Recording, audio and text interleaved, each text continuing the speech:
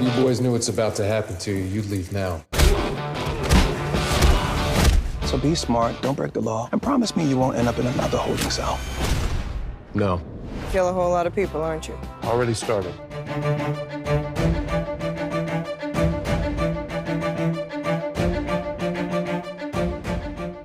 I spoke to you 10 years ago before the first Reacher movie came out, and I got a lot of reader response. I love Tom Cruise, but clearly there was a big divide among Reacher fans about him playing Jack Reacher. Why was there so much, discord about Tom Cruise as that character?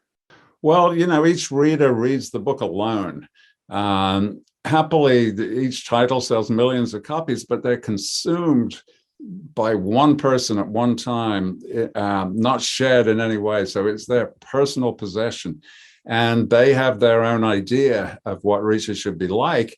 And therefore, it's up to them to say, did they like it or not? But what I loved about the opportunity to move to the streaming television was it's a whole different project. It's a completely different proposition. A different screenplay in essential ways that we had the luxury of a huge amount of time to tell the story. And all of those factors then combine into the opportunity to not choose a different actor in the sense that you're looking for a particular type, but the screenplay dictates or at least influences who you're looking for.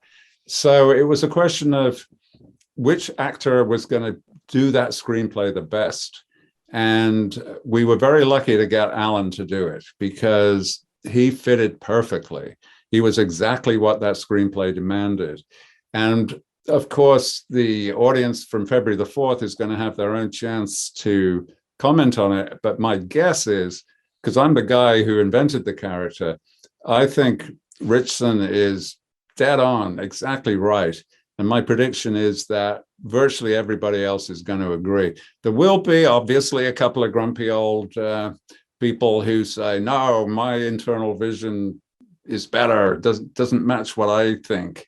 And fair enough, you're never going to please everybody. But I bet you Alan nails it for about 95% of people. Reacher turns 25 this year. I think of, people who were with you at the very beginning. I wasn't, but I caught up much later on. The cool thing for me as a fan is I can just pick up any one of these books in any order and kind of just dive right in. Why do you think Reacher has resonated for as long as he has with so many different generations of readers? I think there are two layers to that. One is kind of eternal, that this is a character who in one form or another has been demanded by an audience over and over again for literally hundreds or even thousands of years. The mysterious stranger, the noble loner who will show up in the nick of time and out of the goodness in his heart, solve a problem, and then ride off into the sunset. It was a Western figure, it was a medieval figure, it was a Scandinavian saga character. It goes way, way back in history. And of course, you ask yourself, why? Why is this character invented over and over again? And the only answer is because people want this character. People want to have the kind of fantasy prospect that whatever problems they have, and everybody has a problem, it might not be super serious, it might be terrible, whatever. Everybody has a problem. Would it not be great if somebody like Reacher showed up at your door and fixed it for you and then gave you a polite nod and moved on? That's an eternal human fantasy.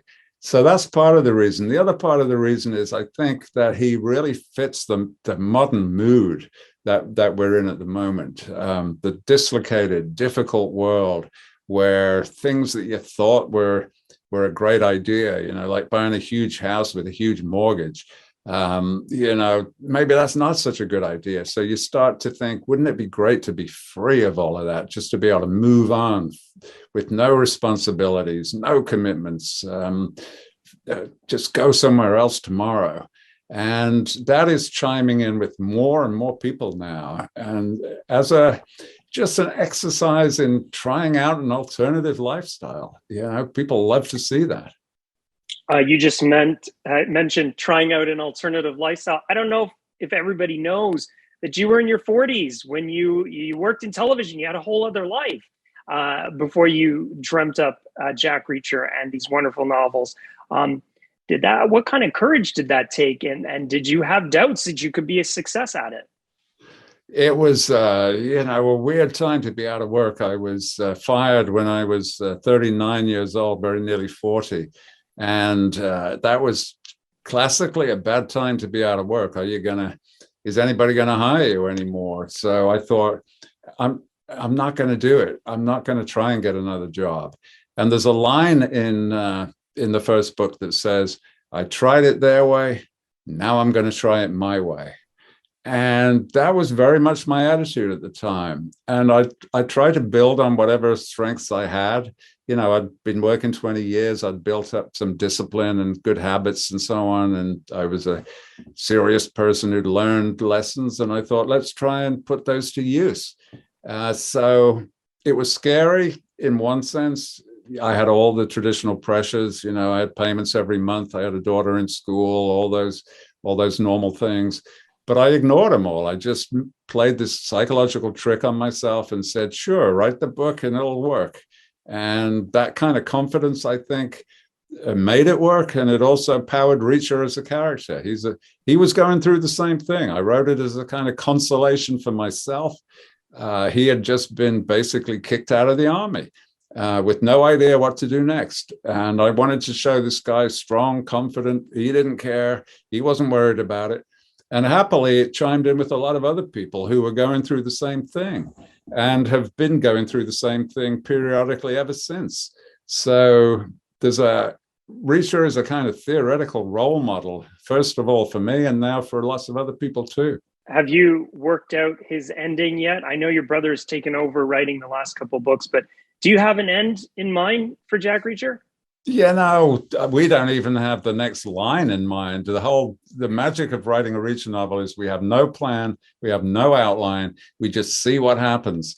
And so it's very premature to try and figure out the end of the series eventually. But I initially thought he should die some noble, tragic death, something like that. But I've learned that would upset the readers so badly. They love the guy. That would be gratuitously upsetting. So I think if it's up to Andrew, or it will be in the future, but I think the best ending would be he just, at the end of the adventure, he heads towards the bus depot and then he stops and says, you know what, maybe I'll stay here.